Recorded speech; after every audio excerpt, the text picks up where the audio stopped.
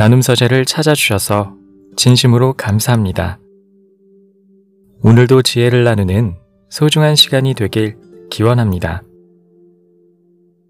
한 우물만 파는 사람은 때론 미련해 보입니다. 하지만 그 노력은 결코 헛되지 않습니다. 우물을 파내려가며 얻은 것들이 생각보다 많기 때문입니다. 그 노력이 가지를 뻗어나가 단단한 인생을 만드는 것입니다. 그러니 불안한 마음이 든다면 조금씩 나아가는 자신을 넉넉하게 칭찬해 주십시오. 오늘은 이와 관련된 생각 나눔과 함께 책은담, 고난을 딛고 일어서게 할 말들에 실려있는 이야기를 들려드리겠습니다.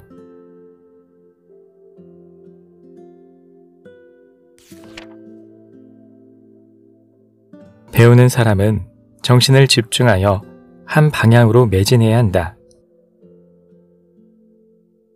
배우는 사람은 정신을 수습하여 뜻을 한 길로 모아야 한다.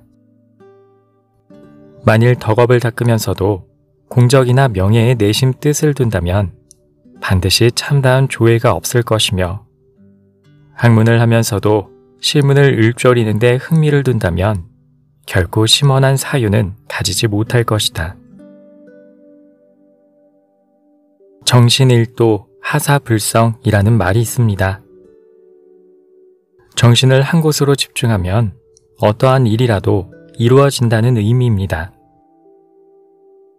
우물을 파도 한 우물을 파라는 말 또한 있습니다. 정신을 집중하고 한 방향으로 매진해야 한다는 교훈은 이처럼 여러 가지 표현으로 강조된 내용입니다. 자신이 세운 원대한 목표에 도달하기 위해 한 가지 일에만 집중해도 시간이 모자랍니다. 여기저기 기웃거리며 한눈 팔거나 도중에 돈이 되는 일로 방향을 바꾸게 되면 언뜻 최종 목표에 도달한 것처럼 보이더라도 결국 참다운 조예나 심원한 사유는 가질 수 없게 됩니다. 한 가지 방면에 10년 이상 종사한 사람을 우리는 전문가라고 부르고, 수십 년 동안 그 분야의 외길 인생을 걸어온 분들에게는 장인이나 명장 등으로 호칭합니다.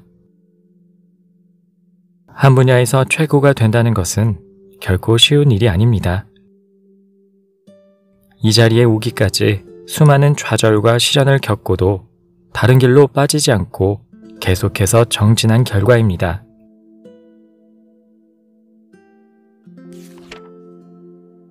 욕심으로 가리고 정으로 덮으면 작은 실수도 큰 차이로 변한다.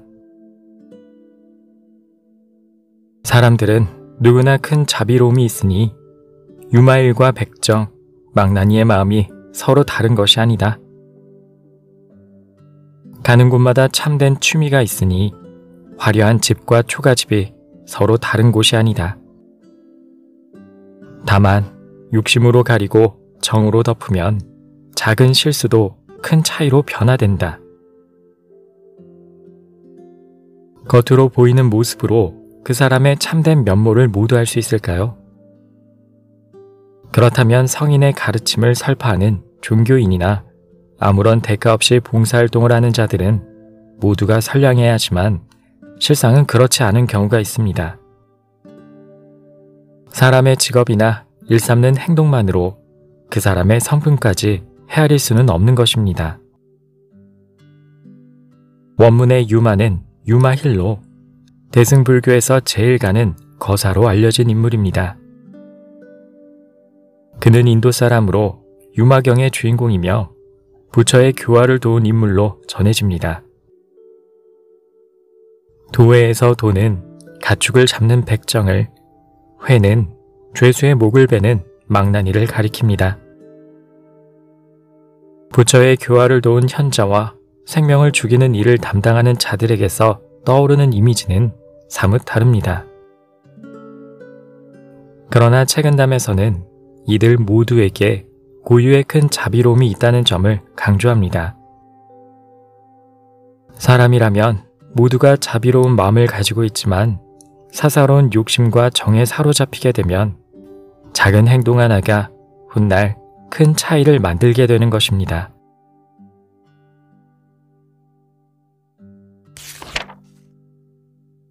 마음이 깨끗하고 순수해야 옛것을 배울 수 있다. 마음의 본바탕이 깨끗하고 순수해야 비로소 책을 읽고 옛것을 배울 수 있다.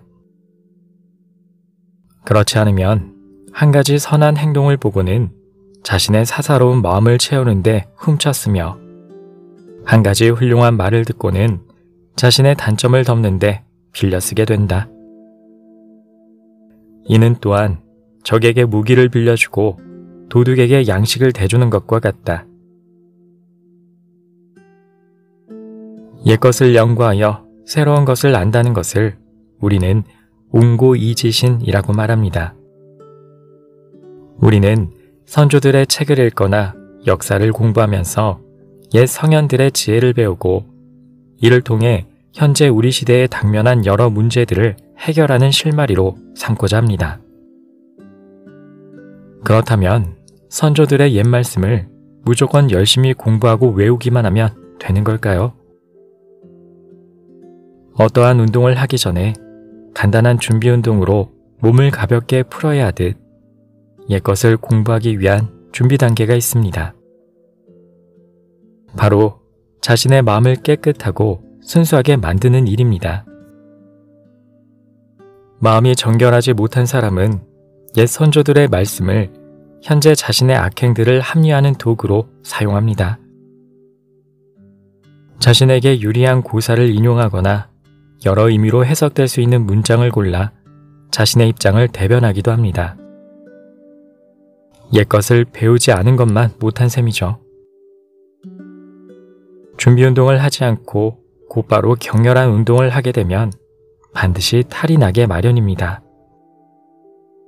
옛 선조들의 지혜로 앞으로의 삶을 풍족하게 만들어 나갈 준비가 되었는지 차분히 자신의 마음 상태를 살펴보길 바랍니다.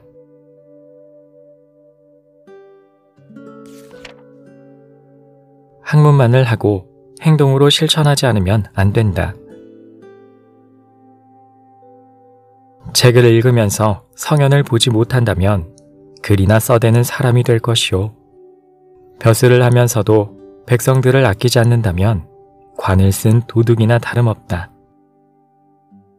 학문을 닦음에 몸소 행동하지 않으면 말로만 떠들어대는 구두선이 될 것이요. 사업을 일으킴에 덕을 쌓을 것을 생각하지 않으면 화려하게 피었다가 금방 사라지고 마는 눈앞의 꽃처럼 될 것이니라. 모든 일은 애초에 본연의 목적을 가지고 있습니다. 책을 읽는 것은 책을 통해 성현들의 지혜를 배우고자 함이며 벼슬을 하는 것은 백성들을 대신하여 그들의 어려움을 들어주고자 함입니다. 하지만 이러한 목적의식이 사라진다면 어떨까요? 예를 들어 교사가 아이들을 잘 교육시키고자 하는 마음 없이 매달 월급만을 기다리고 경찰이나 공무원이 시민을 위해 봉사하는 마음 없이 퇴직 후에 연금만을 기다리며 일을 한다면 이는 직업에 대한 소명의식을 잃어버린 채 그저 돈을 버는 도구로서의 직업이 있게 될 뿐입니다. 책을 읽는 것을 지식 과시의 수단으로 삼으며 벼슬을 하는 것을 부귀를 얻기 위한 수단으로 삼는다면 이는 본연의 목적을 상실하는 것으로 자신의 영달 외에 아무런 가치가 없는 행위가 됩니다. 학문을 하매 입으로만 떠들어대고 실천하지 않는 것도 사업을 하매 이익만을 생각하는 것도 마찬가지입니다. 지금 하고 있는 일의 본래 목적은 어떤 것인지 현재 나는 그러한 목적에 부합하는 마음가짐을 지니고 있는지 되돌아보는 시간이 필요할 것입니다.